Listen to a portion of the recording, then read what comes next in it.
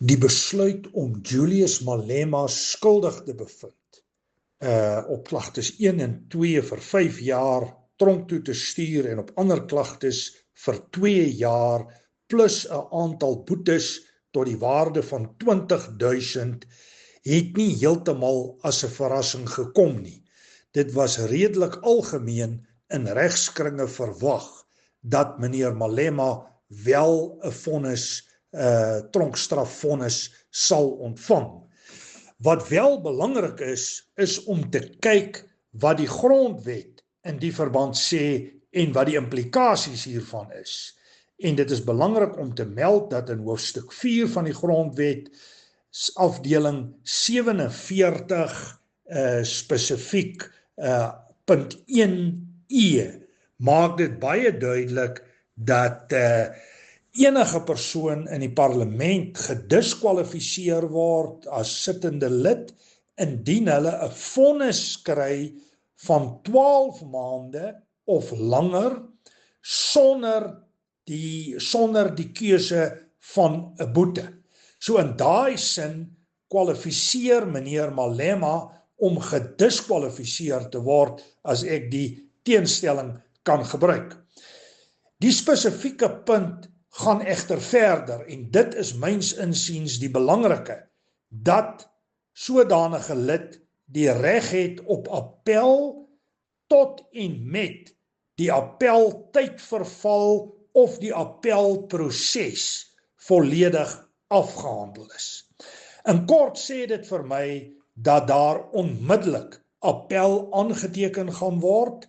My inligting ook is dat Godrich Gardee van die EFF reeds besig is met die appelsaak en dit sou beteken dat meneer Malema in effek weer 'n vryman is hangende die uitslag van die appel. Nou daardie appel word dan verwys na die betrokke appelafdelings wat komplekse prosesse in die regstelsel is en dit kan éventueel selfs eindig by die konstitusionele hof. En in die tyd is meneer Malema effektief 'n vryman want die appelproses het nog nie afgehandel nie.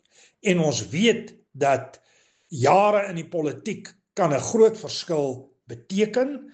In daai sin was meneer Malema gister reg toe hy gesê het, soos al die ander sal hy môre, en dis nou vandag, skotvry uit die proses uitkom.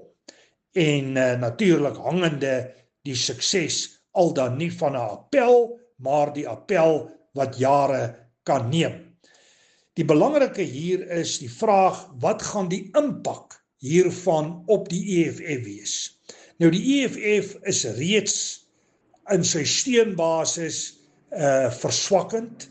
Hy presteer nie so goed nie. Dit het baie te maak met die wegbeweeg van leierselemente in die party, Floyd Shivambu en ander wat die party verlaat het. Ek is trouens van mening dat die spesifieke hofuitspraak nie 'n baie groot impak gaan hê op die steunbasis van die EFF nie.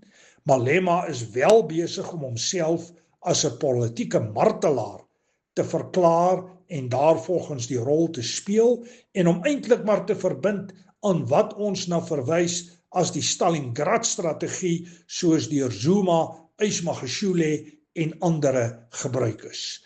So ja, in 'n sin, in suiwer praktiese terme met onmiddellike effek, sou mens eintlik kon sê, het die berg 'n muis gebaar, maar ek dink belangrik om te sê dat dit vorentoe verrykende implikasies kan hê vir meneer Malema, vir sy toekoms in die politiek.